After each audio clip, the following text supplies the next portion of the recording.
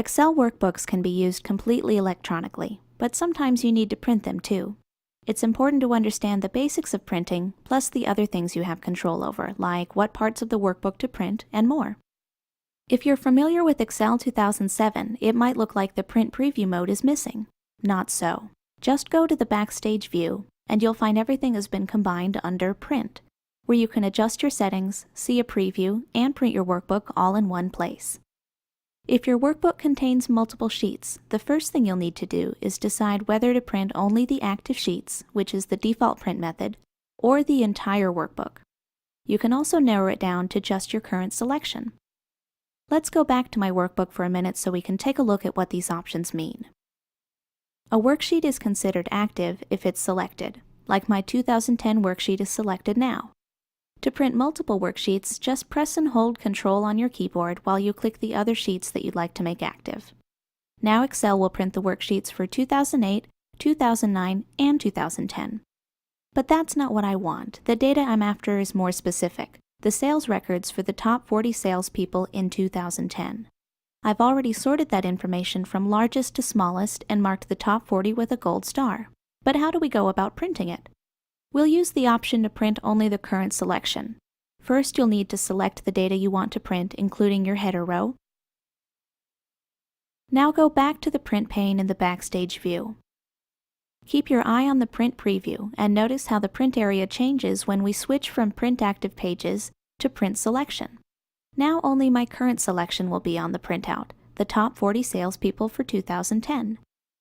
I do see some other things I'd like to address now, starting with the page orientation.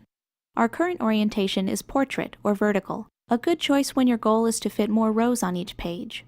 I'd like to switch to landscape or horizontal so I can fit more columns instead.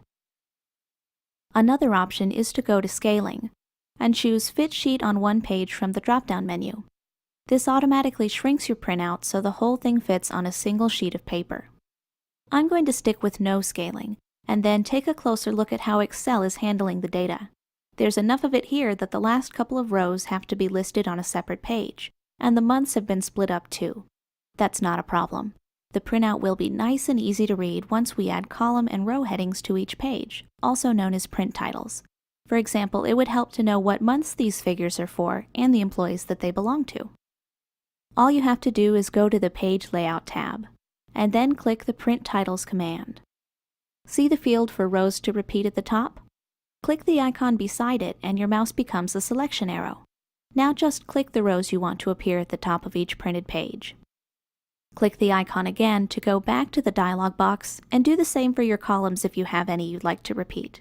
In my case, I want the employees' names to appear on every page. Click OK, and we'll be able to confirm the change once we get back to the print pane. But there's one more thing I'd like to adjust while I'm here. Remember how the last couple of rows had to be put on a separate page because there wasn't enough room? I'd like more control over that. Instead of the last couple of rows, I want the data to be divided evenly, 20 people on each page. To do this, I'm going to insert a page break. Just click the row below where you want the break to happen.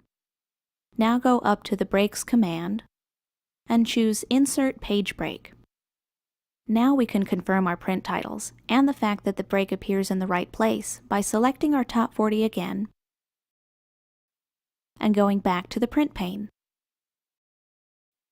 So here's page 1 and page 2. Fantastic! It split up the data exactly how I wanted it. We can also see our print titles now too. The header row and the column of names that we specified appear on every page of the printout. I'm almost ready to print. The very last thing I want to do is adjust the margins. Right now my print area can only fit 5 months per page, and I want to fit 6. Just click the Show Margins button in the bottom right corner of your preview, and you can easily adjust the margins without even leaving the print pane. Let's make these a little narrower. Perfect! Now I'm ready to print. All you have to do is click the button, and the data you've prepared will be printed exactly how it looked in the preview. Like what you just saw? Rate it. Add a comment. Subscribe to our channel. The freedom to learn.